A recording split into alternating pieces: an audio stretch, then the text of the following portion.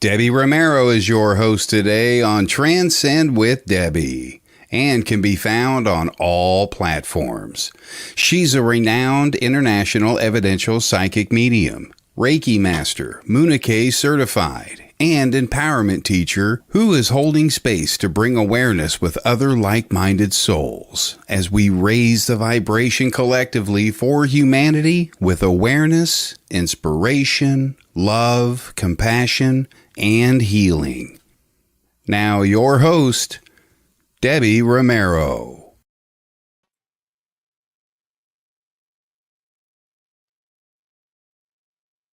Hey, good morning, good afternoon, and good evening, wherever you are in the world.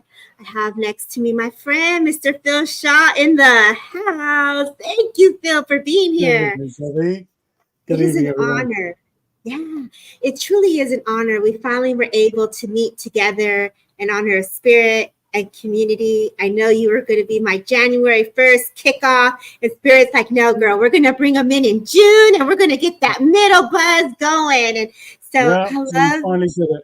yeah, I love how it all is coming together. And right now we are on a new page, Phil. This is like so cool. We are now on Find Me a Medium. Isn't that awesome? Like, That's very cool. I With the know. lovely So Monica Jenkins.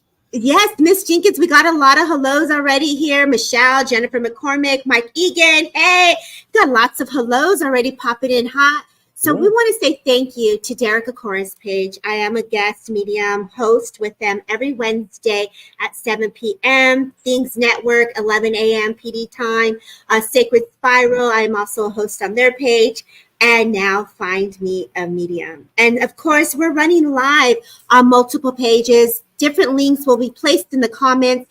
For those that are following, give my guy Phil a follow and all our pages a follow. We want to say thank you to Sacred Spiral, Kelly Brickle, who is the producer, who has allowed us to unite together. And right, like there's like 10 pages going strong right now. And without her behind the scenes, none of this would be possible. Veronica doing her hard work, Jeremy York, happy birthday, Jeremy York and Things Network. And on top of that, you know, we got Samantha doing the work for Derek Akora's page. We're running hot with all the people behind the scenes. And because of them, this is why we are able to do what we do. So thank you, first and foremost. With that being said, Bill, I know a lot of people are wondering, who is Mr. Shaw? Would you mind just letting the world know a little bit about who you are and what you love to do? Yeah, good, Debbie. Thank you very, very much. Well, speaking for myself, it's been a very, very amazing journey since I moved into the world of spiritualism, mediumship, and psychic development in my late 20s. And since then, the world has really kind of opened up to the work that I'm doing. I've been incredibly lucky in as much as I've been mentored by some great mediums, including Gordon Higginson, Ursula Roberts at the Arthur Findlay College, and the wonderful, distinguished Mrs. Ivy Northridge at the College of Psychic Studies in London. So it's been a very colourful journey. It's been very unpredictable. It's been very full of the most unexpected surprises and revelations, really, because I had no idea what to expect when I moved into the world of mediumship and spiritualism. And suddenly, as I said before, the whole kind of world, my whole world, changed literally overnight. And I suddenly realized that I had a gift which I wasn't really terribly aware of before. And suddenly it just kind of happened. And I started seeing and hearing and sensing people's auras, reading people's auras. And I was needing some help, obviously, because when you leave that kind of work unchecked, it can have quite devastating consequences. So I was very mindful of the fact that I needed to be taken in hand by very experienced teachers and mentors and coached in the very best possible way. Right. And that happened for me in, again, very unexpected ways, but in ways which truly benefited my development and progress in spiritualism. What a beautiful unfoldment. And you say your 20s and you didn't know, you were sensitive. What sparked that awareness for you? I mean, wow, Gordon Higginson's and the What teachers sparked that that you awareness, Debbie, was really, it happened really when I was, when I was socializing, when I was with my friends. We were out in pubs and restaurants and whatever. And after a few glasses of wine or a few pints of beer, I would start to become, obviously, what I know now, very psychically, mediumistically open. Yes. And I had no idea that that was potentially very quite dangerous and vulnerable to be vulnerable to those kind of influences when one hasn't been trained to deal with them. Right. So I would start then to say to various friends, I have, your uncle, your mother, your father, whatever, here. Yes. They're giving me a message for you, not really caring whether they believed in what I was talking about or not. I just gave them the information. And then, of course, they would, be very shocked and surprised. And how do you know that? Where did you get that from? How could you possibly understand that? And I had to explain that I was starting to be aware of external spirit, and how they were communicating with me, and the fact that I felt I needed to offload this information to them. So that was all taken in good part. Some of them believed it, some of them didn't believe it. And then later on, I was introduced to my first teacher, Ivy Northridge, at the College of Psychic Studies. And she took me to one side after one of her demonstrations and said, "Young man, I would like you to come and sit in my circle because you have obvious potential to develop as a medium, and can you start?" So that sort of, she got me launched. Nice. From that point. And then later in my 30s, I went to the Arthur Findlay College, met with Gordon Higginson and Ursula Roberts. Ursula said, I had a trance reading with Ursula Roberts, and her guide at that time came through and said, "Young man, you have very pronounced potential for trance mediumship, and you need to be trained in the right way, and with perhaps my medium and with other teachers that are fully experienced in trance teaching." So I certainly trained with Gordon in trance, and also Ursula, and then latterly Ivy, who was a trance medium anyway.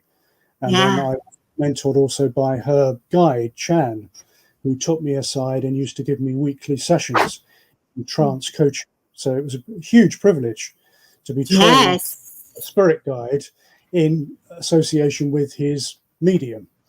Right.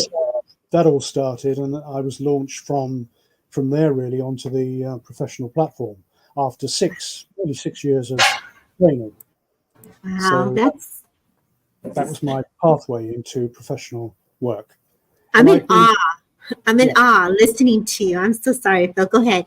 And I've been attending Wimbledon Spiritualist Church for many, many years, not as a medium, obviously, but as a sort of a spectator and one who was very interested in the work. And I used to take my mum along there, and she was interested. And then, of course, to eventually work on the Wimbledon Spiritualist Church platform as a medium after graduating from Arthur Findlay and the College of Psychic Studies was a massive, massive privilege. Yeah. So that's kind of how it all kicked off, really. Wow. Congratulations on your progression and your journey as a medium and service to spirit. Indeed. And isn't it interesting, Debbie, how we look back and we see how certain events in our lives, perhaps unconnected to spiritualism, have actually shaped our mediumistic work. Oh, yes. And when you said... Way back in the day, in my early 20s, I trained to be a professional actor and subsequently worked in the theatre, film, TV. But what I didn't understand at that point was that my stagecraft training, my voice training, and the whole, process of becoming more self-aware and understanding me and what made me tick was really a preparation, partly, for my mediumship work many, many years ahead. Right. Isn't that true? That's where spirit were guiding me in the work, even at that early stage. I agree, Phil. Everything we do has taken us to the steps of being a service and how we are used in that way. And I want to go back to how you sat with Gordon and Transcend. For those who do not know Gordon Higginson and Ivy, what legacy would you like to share of both of them for us to blend the new mediumship with the traditional teachings that were given? What can you give us as students that are following the steps? I'm really out to champion the whole concept of merging the new, as we call it now, the new mediumship with traditional training. Yes. Because however one likes to present a modern approach to one's craft of mediumship, nevertheless, I believe there are certain principles and ethics that need to be respected and observed in terms of traditional training. And that's certainly what I received and many, many other people received from Gordon, from Ursula, and from Ivy. They were very hard taskmasters, but they were kind and respectful, and they got the results. Yes. Because not through intimidation or through any other form other than love and a passion and a desire for wanting the best from their students. I agree. That's the yardstick for any teacher of mediumship, to want the best from their students and have an understanding and a sensitivity as to how that ability can be produced by them. And that's a lot through building their own confidence. I'm sure you recognize, and many others do, most definitely, many young mediums who are very, very potentially gifted, but that are not able to allow themselves or choose not to allow themselves at a certain point in their development to let themselves go, to become more vulnerable, to become more open to spirit. And this is what they need, and this is what I teach at Open Platform. Thank you. I teach all my students to be aware of the fact that we as mediums are intermediaries. So it's a three-way process. There is the recipient of the message, the audience member. There is us, the medium, and there is our spirit guide or guides, our helpers, and then the communicators. So really, it's a four-way process. Mm-hmm. But the mechanics, as such, are done by ourselves and our spirit guides and helpers, because we are the two that hopefully are bringing the two factors that are bringing everything together. Right. So you're tuning to all the energies and frequencies with all the souls and connections of energies, and be able to hold that link and anchor that energy to deliver the energy of presence. Yeah, absolutely. Absolutely. And of course, Gordon was a great economist. He didn't like any waffle. So if you try to embellish a message or use jargon that he thought was superfluous to the actual demonstration, he would come down on you for that and say, we don't want, I feel, we don't want, I think that, we don't want, give us clear fact. So I have your father, he's 5'10" or medium height. He smoked a pipe. He had a moustache. He passed with a heart attack. He lived in such and such an area. He grew up with such and such. He'd had this education. And the message he is wanting to give you is this. Da, da, da, da, da, da, da. Finish. Yes. Yes. So it was that clear cut. Yes. Very direct. No moving around the houses and, tying it all up. Boy, has times changed with all the memories and evidence, but I love that teaching. You could feel the structure, you could feel the energy and the directness of where it's coming from. Debbie, we're at a very interesting and demanding in a way crossroads, certainly with church services, because although we want to respect and honor the traditional form of service and mediumship, nevertheless, it's important to be able to relate to the younger generation that are coming in, that don't necessarily respond to that particular type of demonstration, as in the old school. So therefore, it's about bringing perhaps a more relaxed and flexible approach into a more traditional format and foundation, and then working from there, developing a personality of your own, really, and your mediumistic work. Right. So finding the rhythm. finding the rhythm of the flow of the energy. I was just teaching my students this weekend, so I love how this is coming up to the surface. So those that are listening, you have an idea of what a reading can stem, the foundation of a great reading and how it could unfold. And then you're giving the message and sharing the evidence and the story of the spirit. The narrative is so important, really. And, so much beauty. I find it quite annoying when I see professional mediums working and they say, I have a gentleman, he comes in as your grandfather or your uncle, he's medium height with dark hair, and this is the message. And they jump straight from that. So they miss out evidential mediumship and jump straight to a message. Yeah. You see, and now my roots, my sort of legacy from Ivy and Gordon is to tell the story of the communicator, to be able to give sufficient evidence for the recipient to be able to say that is 100% without any shadow of a doubt my husband, my brother, my mother, whatever. Right. And then you've done that, you've cleared that out of the way, and then you can move to the message. Absolutely love that, Bill.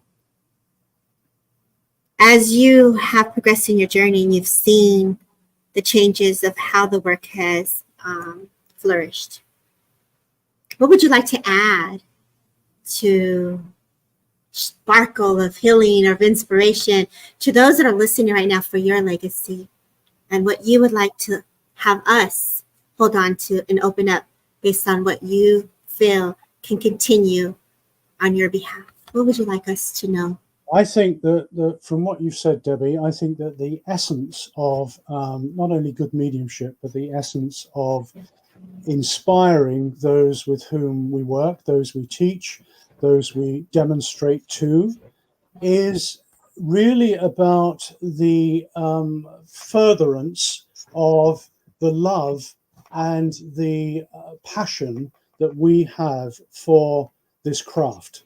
Yes. And I call it a craft. Because like acting, I had to learn my craft. Like in mediumship, I had to learn my craft.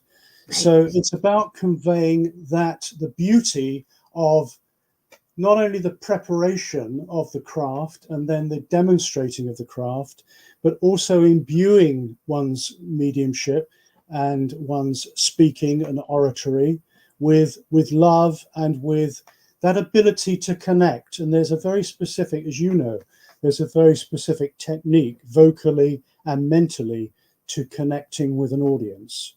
Yeah. You know, it's one thing to be able to stand on a platform and just deliver information without making a connection at all with the audience, just a mouthpiece. And the other way is to actually survey all the people in the church or the people that you're addressing and to bring them into your field of consciousness, quite consciously, to bring them in, so that they feel part of the process. They feel part of that love which is being transmitted from the spirit through the medium into the place of celebrating mediumship. And celebrating the story of the impressions that were left within our hearts of those that we love. Absolutely. To feel into the essence of someone and the love that they embody, that is a gift that we're filling into, and the energies of a living, a soul that was living, that it continues to live on. We're filling into their existence. Yes, there is a sacredness. We must remember that we are also healers, not in any big-headed or egotistical sense, but as mediums, we are healers. We are working on a healing vibration when we are giving evidential mediumship and giving messages. Right. Because just a word or a sentence or a mood that is conveyed through the medium from the communicator, which the recipient recognizes absolutely 100% to be that particular person. Right. That in itself can bring a healing, can bring a renewal, can bring a regeneration and a reconstitution of that. I agree. Person. So it's a massive responsibility. And, when I hear certain people saying, well, I did this weekend course in mediumship and now I'm writing to all the churches to try. Well, you and I know this is a dedication. It is part of who we are. We embody this. For you and I know you live spirit led. You're led by the spirit. You work with spirit. You embody it. And every day that you wake up, there is a connection, and you know that. And it's so important to live it every day. Apart from our demonstrations and our readings, it's so important that we live it personally, and that we live the tenets of spiritualism and spirituality.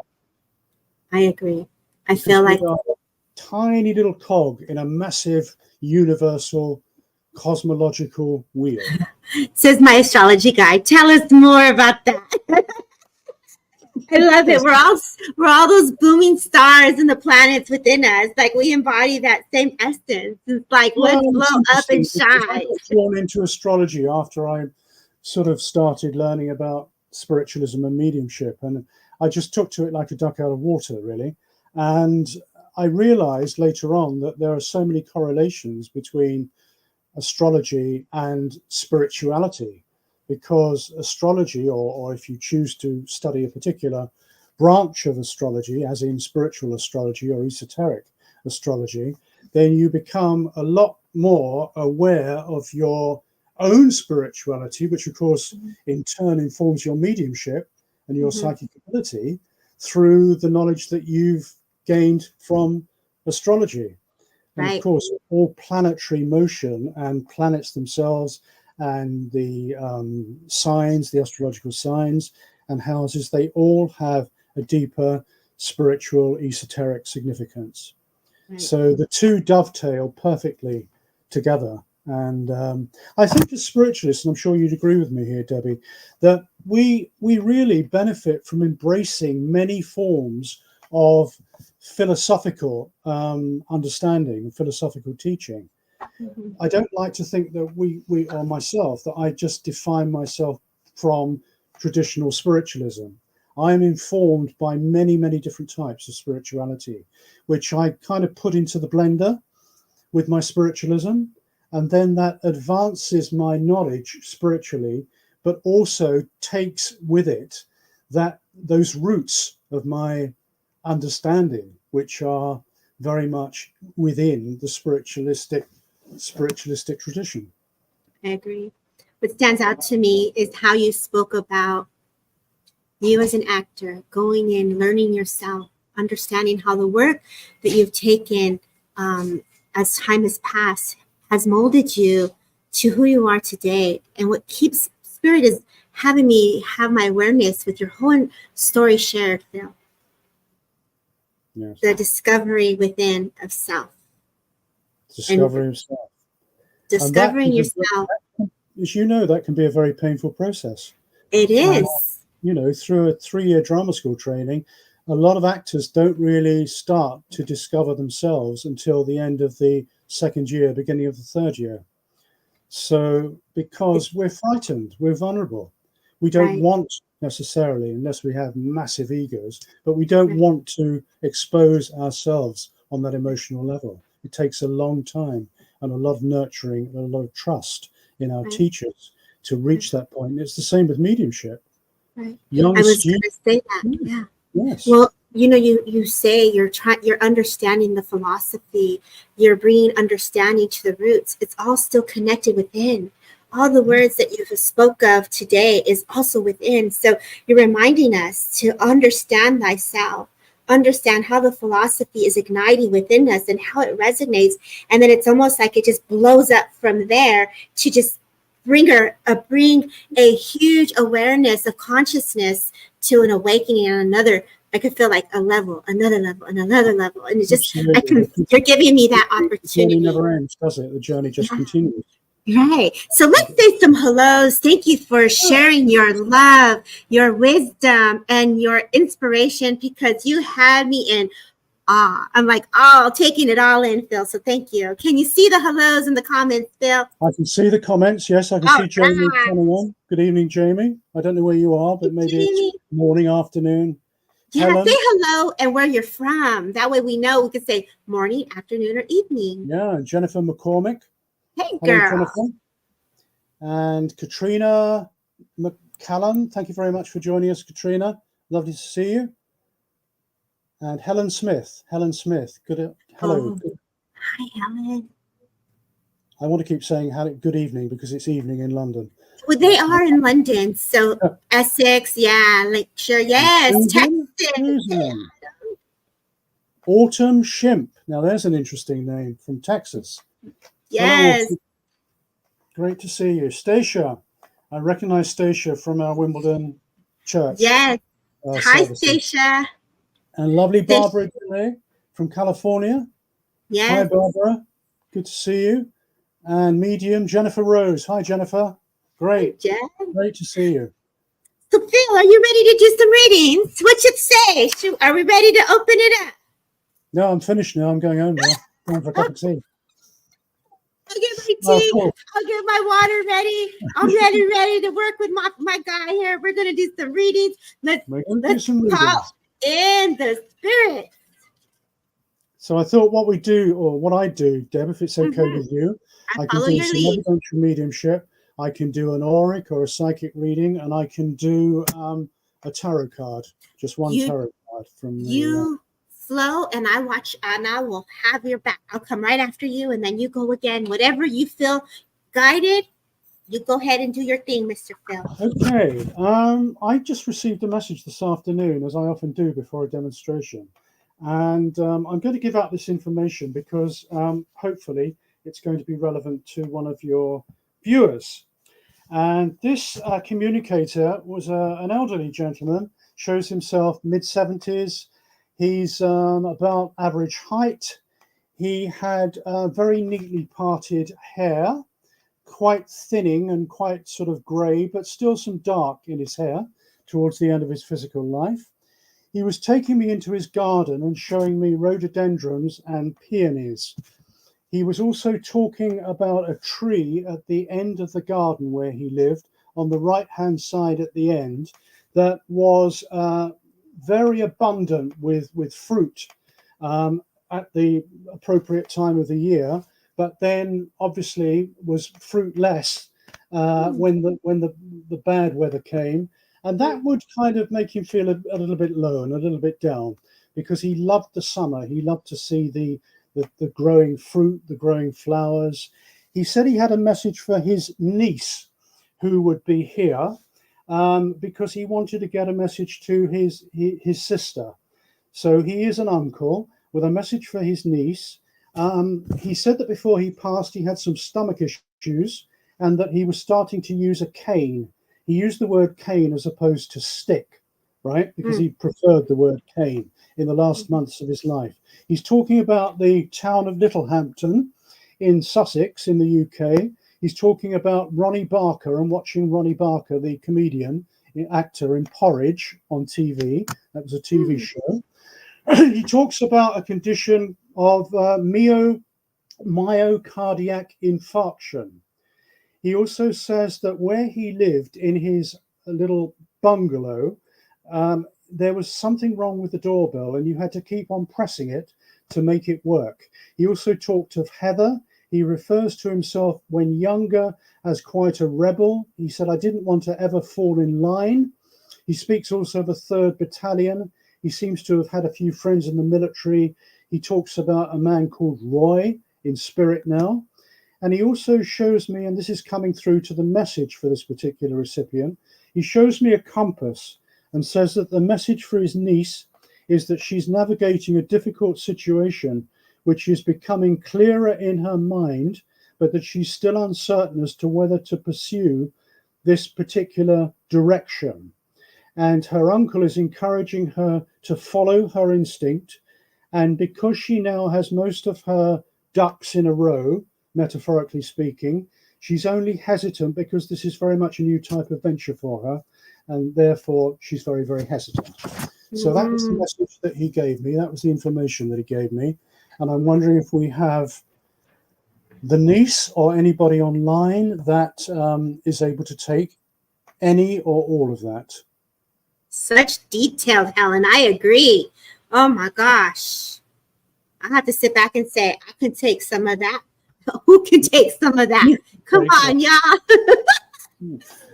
We'll we'll leave that there because people do come in and out. So with We'll hopes leave that that there for a moment. Yeah. Okay. yeah, and if someone pops in, we will definitely get the validation. I'd just like to go quickly to good evening, Linda McClelland. It's nice to see you here. And Linda, I'd like to come to you, please, with a spirit communicator who claims to be your grandmother, your mother's mother in spirit, because she's talking to me about the abundance of flowers that were at her celebration of life event.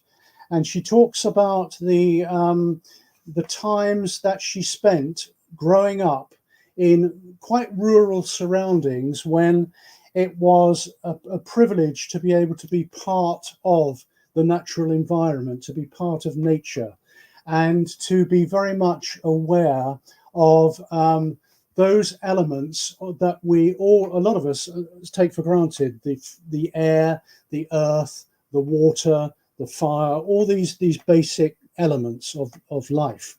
And she talks about you and how you have been becoming more interested in what makes not only you tick as a person, but also why you are being attracted into areas of investigation, as she puts it, that you wouldn't normally be attracted to. But over the last year to 18 months, you felt this need to go down a particular pathway, which is somehow opening up doors, not fully, but partly, that you are now wanting to open, go in and explore. So I hope this is relevant for your current situation, Linda. And if you could give me some feedback on that, that would be very much appreciated. But your grandmother here is telling me how she loved music, how she loved to be around people that were musical or that were singing, and how she herself, although she wasn't a professional singer, she nevertheless loved to express herself through song. She loved to walk around and to be able to sing and be able to hear music and connect to her own spirituality through the medium of music. So if you could let me know. Yes, Linda's saying, definitely I'm seeing lots of signs. Thank you for that, Linda. And yes, it's really coming back to what I told you about the doors being partially opened and spirit offering you the opportunity to go and open those doors for yourself. They're not going to be automatically opened. It needs that part of you which is curious and which feels impressed by the spirit to go and open those particular doors. So it's about following your initiative in this respect. And if you can let me know, and also let me know about your grandmother and whether how I was describing her is relevant to the situation. So if you could let me know that, Linda, that would be much appreciated. Thank you. So, do you want to come in here, Debbie, while we're... Sure. Okay, so she says my mom sometimes. You never knew your grandparents. Right, Linda. Okay. Because she says that your grandmother says that there was a time in the family, I want to go back now about 5 or 6 years, when your own mother, she felt very, very low and very despondent about a situation in the family that didn't seem to be improving or picking up in any way. And she was trying herself to invest her time, her energy, her commitment to family values to be able to bring more cohesiveness into the family group, into the family circle. And this is what your grandmother was really wanting to say to you, apart from the opportunities that are being presented to you as well. So and would she understand that, Linda? Let's see if she understands that, Bill. Let's see, where are you at, Linda, girl? Oh, good to hear about my grandmother. Oh, beautiful job. Okay. And if you can just confirm what I've just explained about your mother and that situation of her feeling quite low those few years ago, 5 or 6 years ago, when she was trying to pull things together. But everything seems to be coalescing now more in the family unit, and you've been helping with that as well. She says that your efforts and your energy have been very, very respected and welcomed in that way. Yes, Linda's saying that's true. She held us together. Oh, I didn't get a chance to read that. It went so quickly. They're so fast. The comments are coming in Yeah, hot. We got over 40 something people in here, Phil. Keep it going. Bit of X-ray vision. Yeah, Okay, well, catch them. yeah, I think you're getting the message from that then, Linda. Yes, that's Yeah. making some sense to you. Yeah. Okay. But you are a great sort of linchpin in your family. And it's very important that as much as you inspire members of the family, that you don't allow them to latch onto you too much, because that's the sort of person you are, that you will allow your friends to really latch on and to pull you in when it's not always appropriate for you to be giving them the kind of advice that they really can find within themselves. So it's about you helping people to empower themselves. That's really what I'm trying to say. Right. What a beautiful reading, Phil. What a beautiful reading. She was experiencing dementia and had to leave her home and go to a safe place. Okay, fine. Thank you, Linda.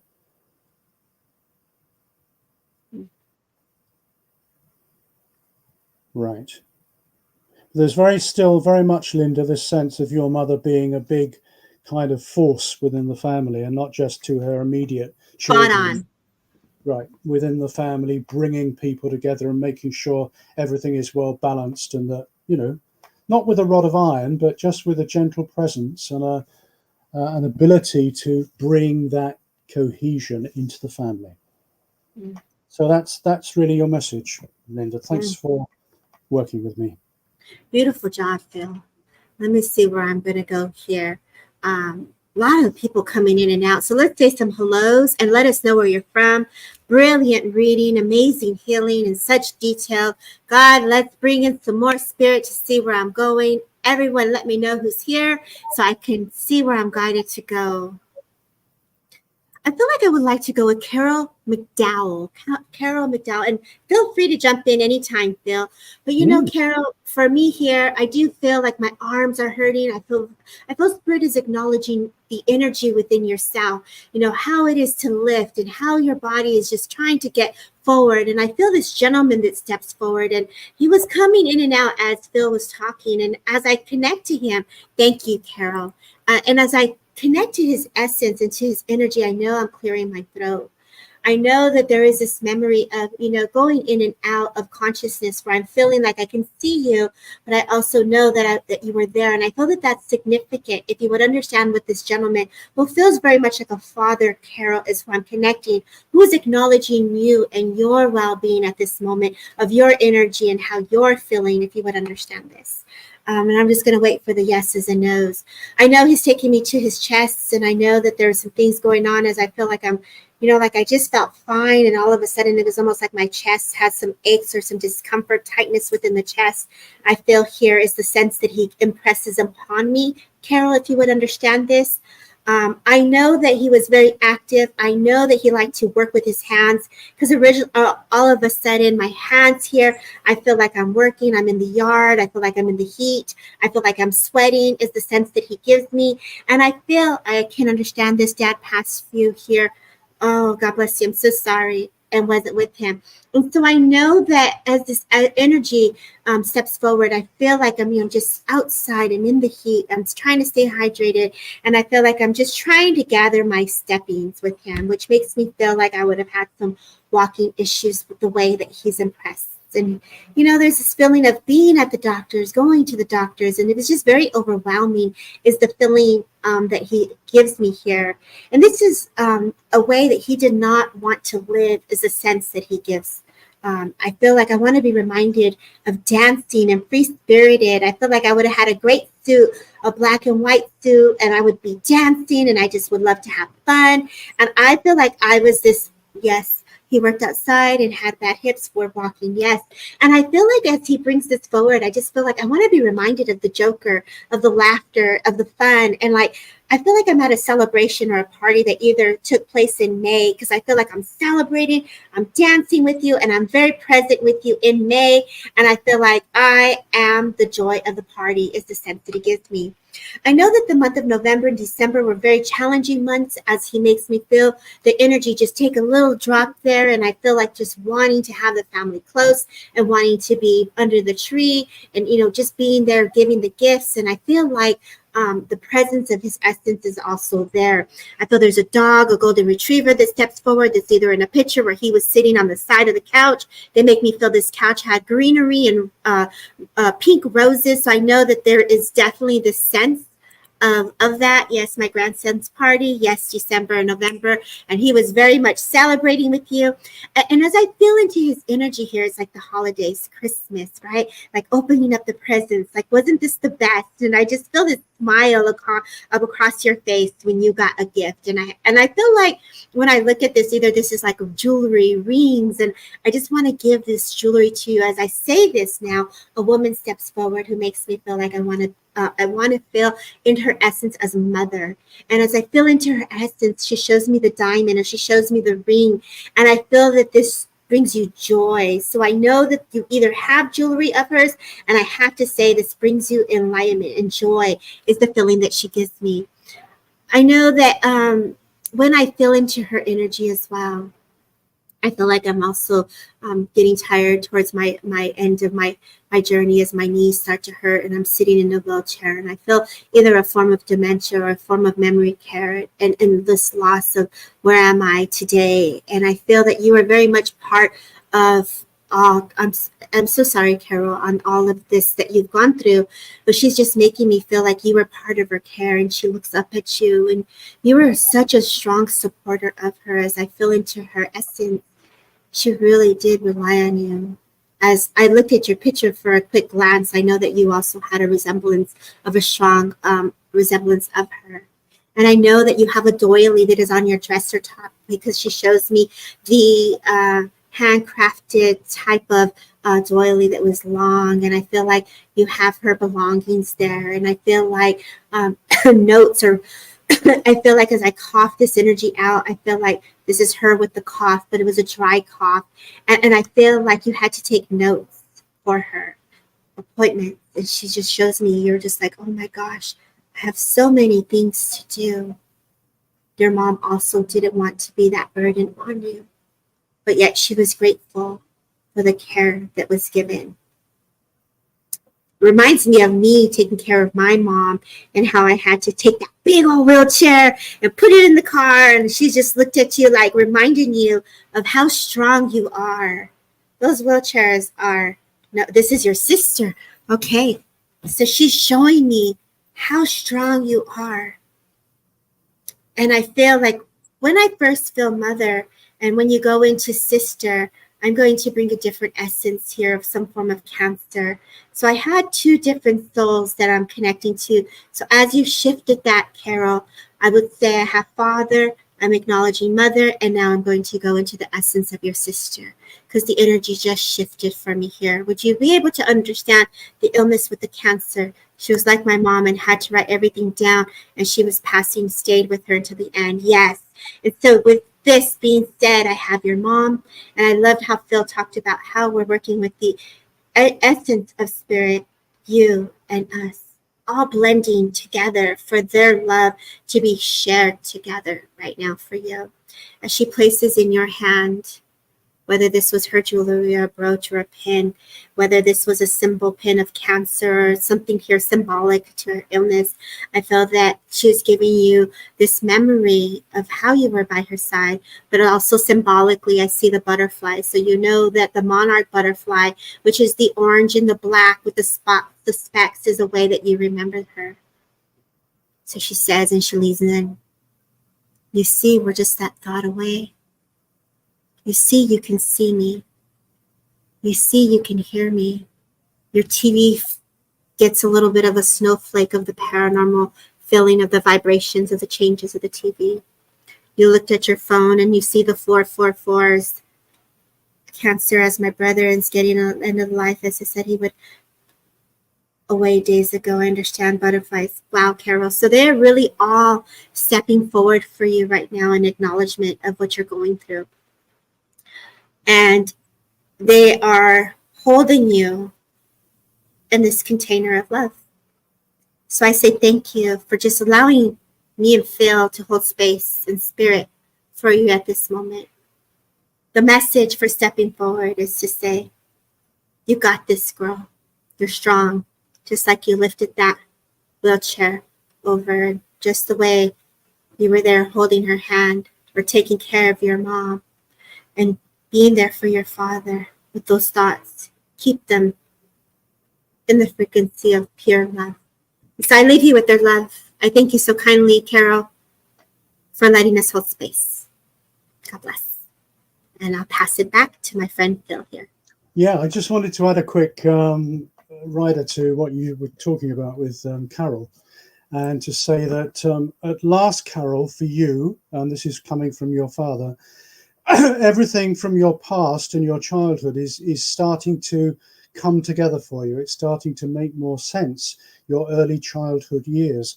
And you've been trying to put that either into some form of writing or some form of journaling to help you understand how you were, what you were thinking, why you were thinking it, and so on.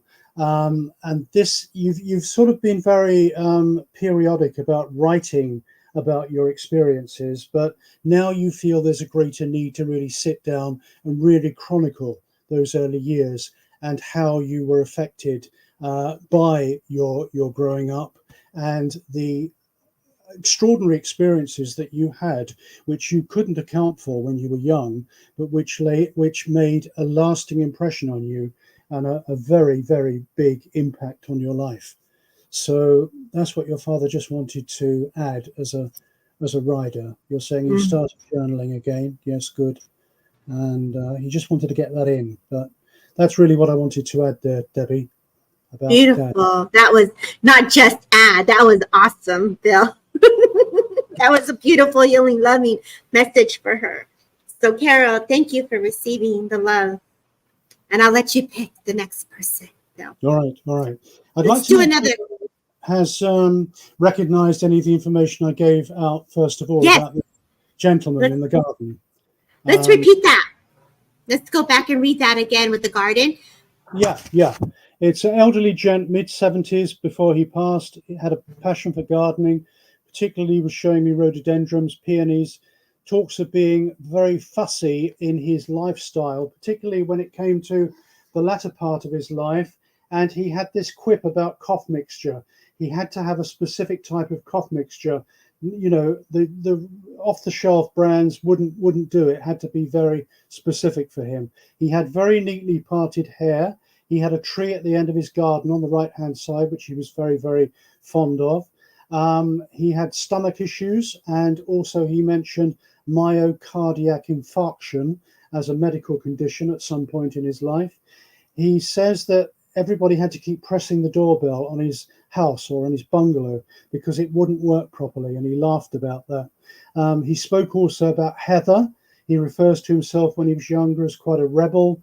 He didn't fall in line. He was quite unconventional. He seems to have had quite a few friends in the military. He spoke of Roy, and he said where he lived was a very windy place. There was always sort of wind around his property and down. He talked about Littlehampton in Sussex. So whether he lived there or whether he just visited, he didn't say, but that was very specific. And he wants to give this message to his niece to convey to his sister, all right? Because apparently niece, or even a friend of the niece, is here tonight in the audience. So if anybody can take that, he's talking about his niece having encouraging her to follow her instinct in a situation where she has most of her ducks lined up in a row, but she's hesitant in moving forward because this is very much a new venture for her, and therefore she's very unsure and very uneasy. But he wants her to know that this is the green light. This is the time to move forward. So let's see if anyone could understand that. I'd like to really place this gentleman because he's quite insistent about getting this message through. So if anybody has a friend who has this uncle, or you recognize the uncle of this friend, please speak about this. Thank you. Now, while we're waiting for that, I'd like to come to, if she's still here, Noreen Hill, who I believe is located in the Wirral. Because as your name came up, Noreen, I was very drawn to your energy. So if we could see if Noreen's still here, please. Noreen Hill, love, are you still here? Let's do a roll call. Everyone, let's see who's here. Roll call. She's still here. Yeah, thanks, Noreen. Linda McCallan, excuse me a moment, is saying she can understand and feel it could be Uncle Huey. Oh, and you did read for her earlier, did you not? I read for you earlier, Linda. So if you don't mind, if I can just read for Noreen, and then we can backtrack to if it is your uncle, we can do that after I've spoken to Noreen. So good evening, Noreen. And yes, I'd just like to say to you, Noreen, that you spent many, many years trying to overcome this lack of confidence and this ability to be able to walk into a room and feel easy with the people if you don't really know them or if they're strangers. But even sometimes with people you know, you feel sometimes that you're not ready or able to offer words that you feel people need to hear from you.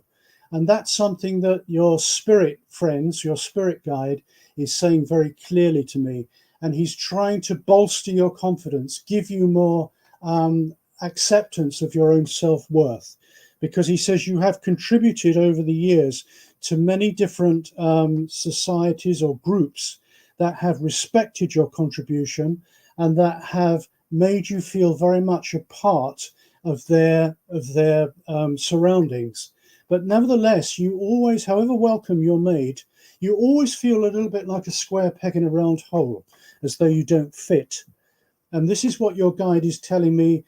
They, as in spirit, are helping you to overcome, to give yourself credit where credit is due, to give yourself a pat on the back for all the good work that you've done, and to recognize the fact that now you're at a point in your life where it's time to pull all the threads together and to start investing your energy, your commitment, your newfound confidence in what Noreen does best. And that is really working with people, inspiring people, and being very much a strong, solid foundation for those that need the help and the advice. So that's my message for you, Noreen. Good. I'm pleased you're saying that's right.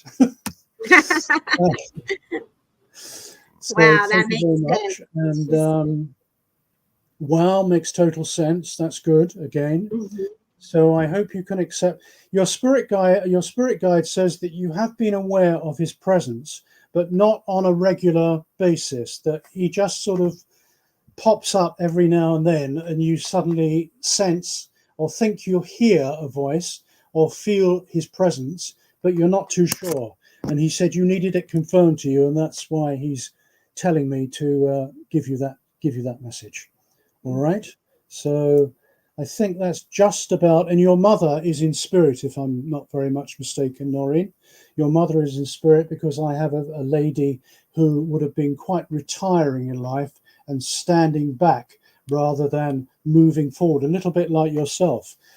She was a great observer, an observer of people and their habits and their characteristics. And she used to store all this information in her mind.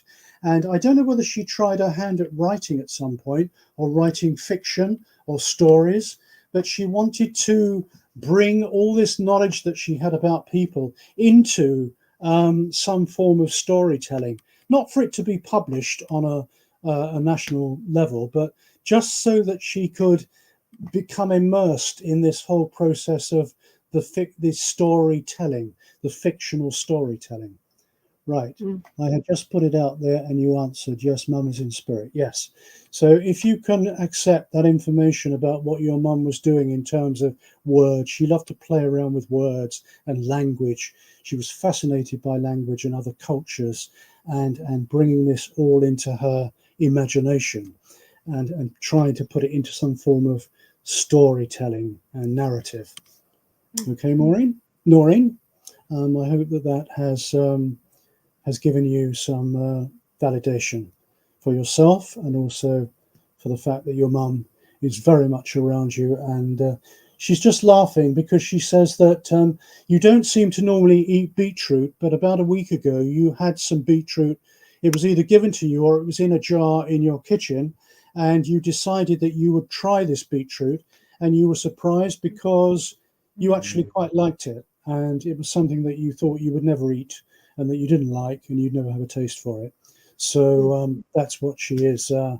That's what she's telling me about the beetroot. So thank you for working with me, Noreen, and God bless you. God bless you, Noreen. That was awesome.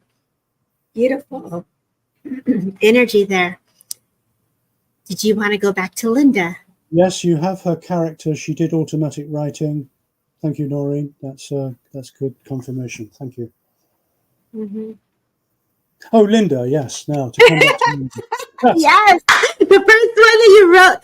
Thank you, Debbie.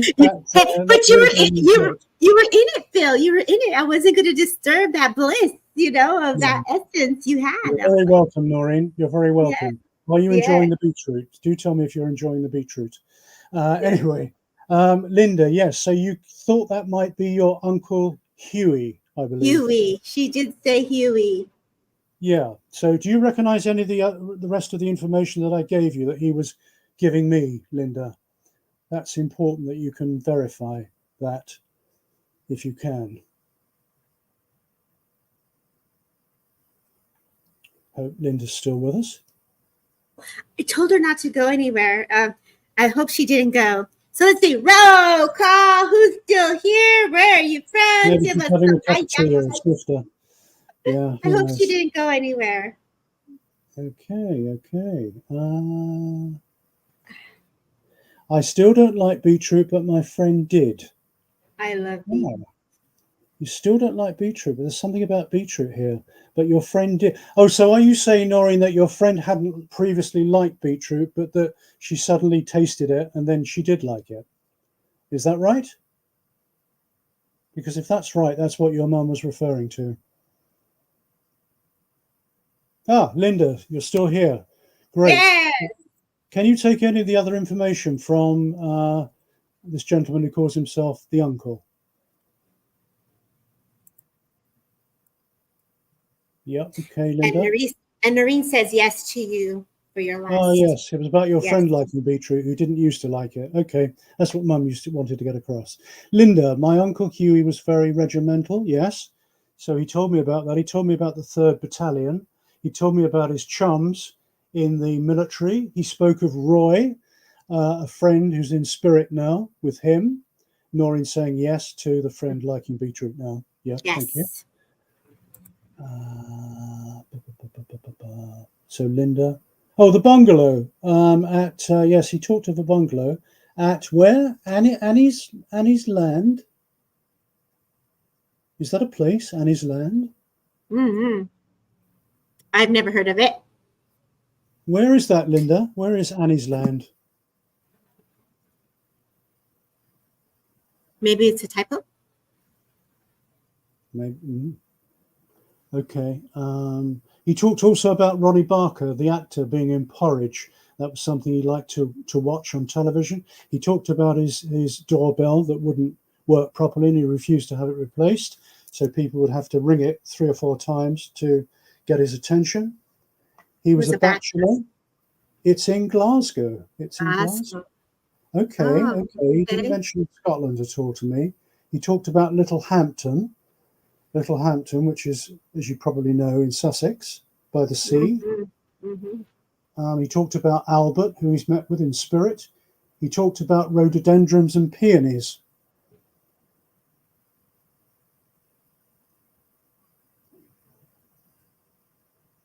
He was a bachelor. Well, that figures because he didn't mention a wife or any other people living with him.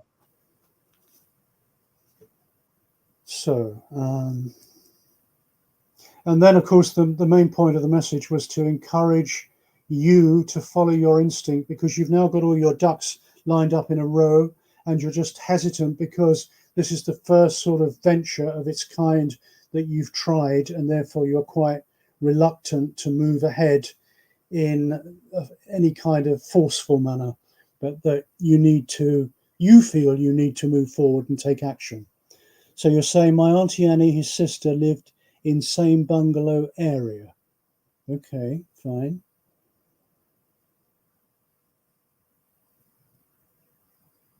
Are the rhododendrons and peonies familiar to you, Linda? and the tree that he talked about at the end of his garden on the right-hand side.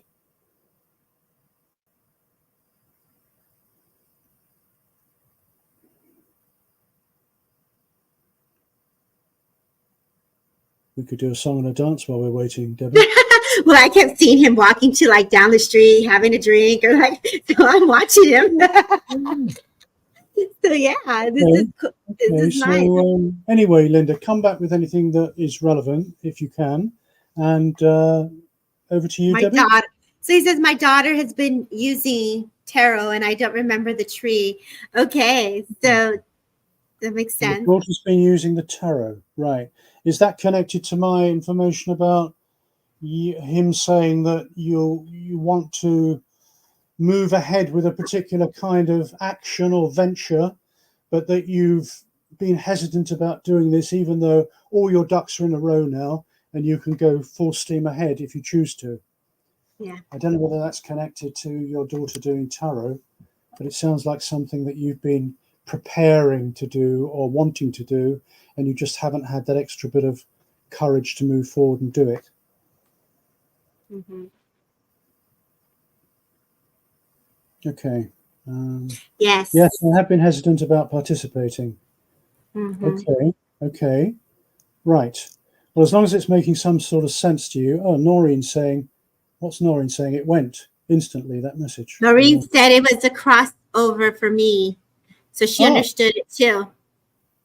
And the tree significant to me and your dad. And I also had an Auntie Annie in Scotland. Oh my goodness. Oh wow, right. That's cool. That's very cool. So all right, we had a crossover with the rhododendrons and the peony and the tree.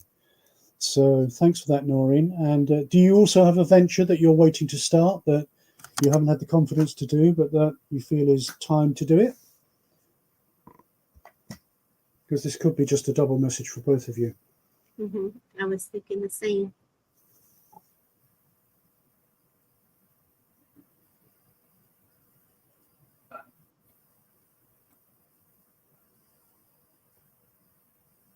Right. Maybe Debbie, if you want to take over here. Sure, I'll take over.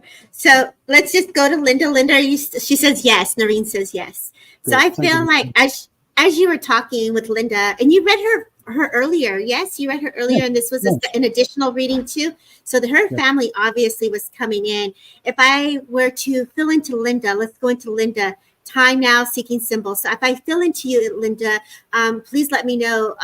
As my awareness comes to your essence, I feel like my chest, I'm heavy on my chest. So I know that you are holding on to a lot of emotions is the sense that I get. I feel you're very visual and you can see a lot of things happening. And so Spirit is asking you to step out of the energies and take time for self. They're asking for you to bring yourself to pause, whether this is a meditation or whether this is in a way to acknowledge what next steps to take for thyself. I feel whether this is going to be with work, I feel like this is Spirit just saying, and I have a gentleman here who feels very much like a father who is giving me this information, if you would understand this as well. I know that Phil had a connection to your Uncle Huey, but I feel a father that's stepping forward that makes me feel into the essence of the lungs and the breath with him, if you would understand this, Linda, a yes and a no, and I don't know. And I do feel that I'm just bringing the family together. So as you were talking, I did hear the name Amelia. So I don't know if you know an Amelia also, but I did also hear Amelia. And I feel that they're just coming in just to get going to try grounding and meditation. Thank you. And I feel like they're just coming to give you upliftment because they're making me feel the sadness and they're making me feel into even feeling lonely. Like how can I help? But also where can I be involved in as well? So there's like two different things, like you're involved, but also feeling lonely. So this is really interesting how they impress this upon me. So I say to give yourself an opportunity to breathe through the energies. Give yourself an opportunity to let things unfold. You hear Spirit very closely, and they make me feel that you can sense them as well. If you would understand, my dad always helped people to learn like a teacher, You're very good at manifesting is what he's telling me. So when you go in, think about what you really want because your desires will flourish is the sense I get. I do feel like November is a month that's being acknowledged, the number 15, the number 2, and the number 3. I do feel as if I were to look at the, I don't know if there's on the house the number 22, whether this is an apartment or a home. They're showing me the number 222, or excuse me, the number 2 and 2. I feel like it's a cream house that I'm looking at. And I feel like I just want to bring family back together. So there's healing around separation with the family, and they're showing me like a reconnection here. I feel like I'm also making phone calls where there either is a number with an 8 and a 4, or an 84 or an 884. So I feel like you either wanted to call him, because this is the impression that they're giving me, like wanting to pick up the phone, wanting to call my father, or just even thinking of who to talk to for help. So when we're having all these outside emotions, this is why they're saying go within, pause, and Spirit's got you. So I'll leave you with their love. I say thank you, Linda, for letting me hold space for you. And Noreen, we're just going to leave you with their love. I didn't have anything there to add. I'm going to go in to pick another person to see if we can go in, and then we'll close it up, Phil, with a message. Is that okay? Yeah, I'd like to go to Robert Mace, please. Okay, go. Robert, good evening. I see you were asking if possible for a message, so here we are. Now, I've got a very strong sense of your grandfather, your father's father, in spirit, who says he doesn't make a habit of coming through to give this kind of communication, and wouldn't have had a great deal of time for this when he was in the earth body. But nevertheless, he says he feels he has to come and to congratulate you on championing yourself against very difficult odds which presented themselves to you particularly in the last 2.5 to 3 years, because he said that's been very much an uphill struggle for you, both physically, emotionally, and mentally. And he wants to congratulate you on coming out. He said you haven't completely come out of the other side completely yet, but you are emerging again into the light of your own self-understanding and awareness.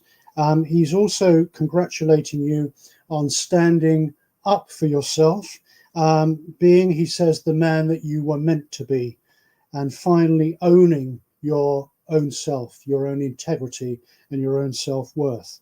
He shows me mountains, and he talks about your journey being very much one of having to climb mountains, metaphorically speaking.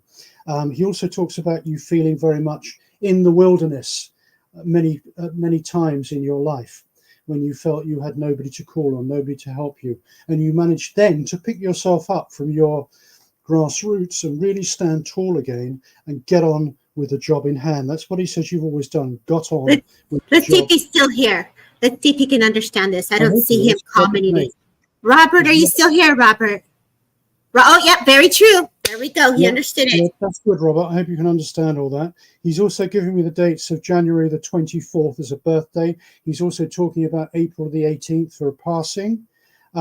He's also talking about the symbol, showing me the symbol of brothers in arms. So whether that was a familiar slogan to you and your friends in some kind of organization at one point in your life, but it's like symbolic of this particular place or society, brothers in arms. And while he talks about that, a young man came in very, very quickly, very eager to make his presence known to you, and said he was either a best friend of yours when you were young, in your sort of late 20s, early 30s, or you were becoming very, very good friends, and suddenly he passed. And he said it was very much a case of too little, too soon.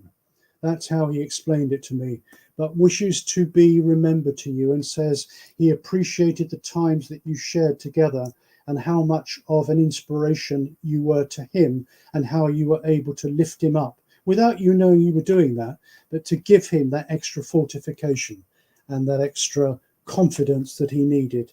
And he said, unfortunately, I didn't have the stamina or the wherewithal to withstand the trials and tribulations of everyday physical life.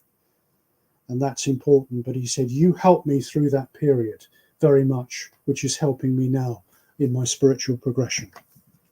So that's your message, Robert. And I hope you can understand that. What a beautiful evening having you here with us. Thank you. Yeah. Beautiful messages, Phil, and thank you for being a guest on Transcend with Debbie, on Things Network, Sacred Spiral, Derek Akora's page, and Find Me a Medium. It's been absolutely. Yeah, the energy was just marvelous. I could feel the bliss of all the messages and healing.